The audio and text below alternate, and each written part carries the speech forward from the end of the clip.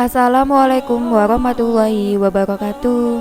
Apa kabar sahabat sebuah kisah? Mudah-mudahan kabar baik. Pada kesempatan kali ini kami akan membagikan kisah berjudul Kisah Pesugihan Warnet Kuntilanak yang buat pengunjung lupa waktu. Sahabat sebuah kisah, hari semakin malam, namun ruangan dingin ber-AC tak kunjung sepi dari teriakan anak-anak yang sedang asyik menatap layar. Terhitung dari pukul 4 sore tadi, aku telah duduk di kursi ini selama hampir 7 jam. Bermain game memang kesenanganku, lantaran hobi yang sejatinya cuma membuang-buang waktu itu. Setiap harinya, uang saku yang diberikan ibu hanya kuhabiskan dengan pergi ke warnet. Desa tempatku tinggal memanglah tempat yang sederhana. Tak ada pilihan muluk soal kesenangan, yang juga tak semua anak menyukai itu. Di desaku hanya ada satu-satunya warnet tempat aku dan teman-teman biasanya bermain, dan itu ialah milik Pak Salman.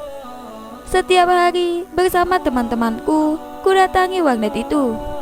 Kami patungan untuk bisa bermain game di sana selama beberapa jam, dan setelah mata kami pusing karena menatap layar terlalu lama, barulah kami akan pulang ke rumah masing-masing. Jadi kamu benar mau traktir kami?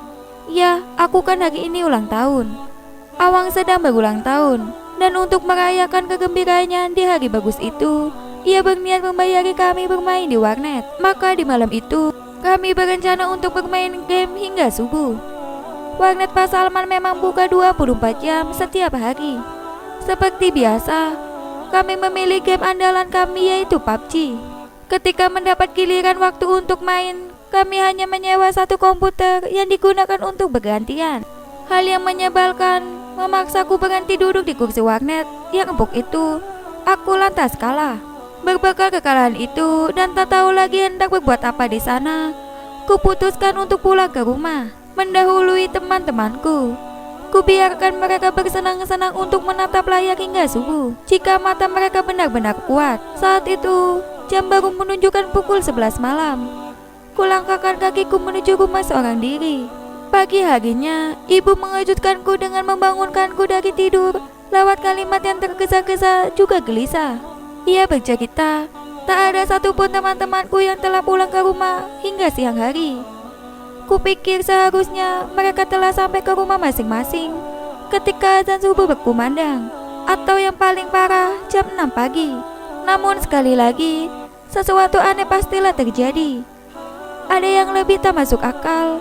Semua temanku di warnet yang berjumlah 6 orang mengalami hal yang sama. Mereka belum pulang ke rumah.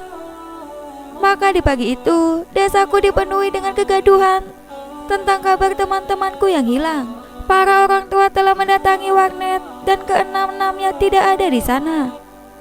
Di tengah kegaduhan, belum ada seorang pun yang memecahkan masalah ini. Namun ketika malam datang, aku merasa diriku seperti dirasuki keberanian tiba-tiba. Di dalam hati ingin sekali rasanya untuk mengungkapkan apa yang terjadi kepada teman-temanku.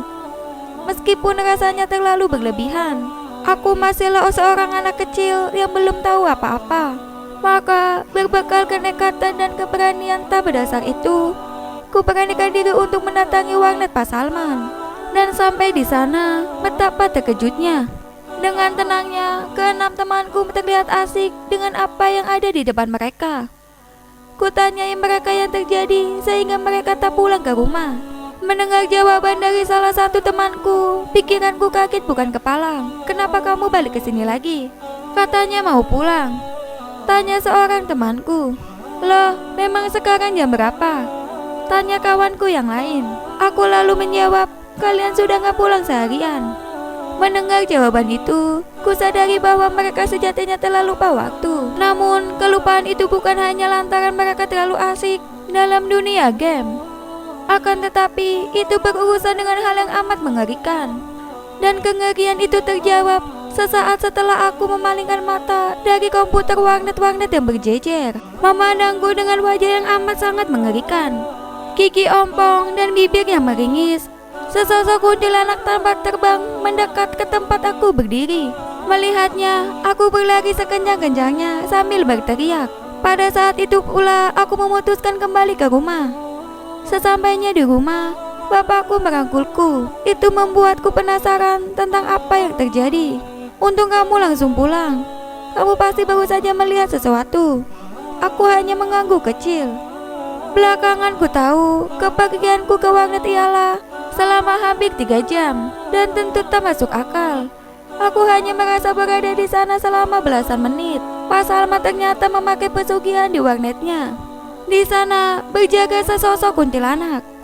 Kuntilanak itu membuat teman-temanmu lupa waktu. Jelas ayah.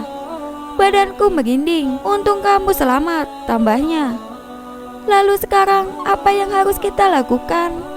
Para warga sedang menghubungi Kyai Johar untuk menolong mereka. Demikian kisah hari ini. Jangan lupa nantikan kisah terbaru dari kami. Sampai jumpa. Wassalamualaikum warahmatullahi wabarakatuh.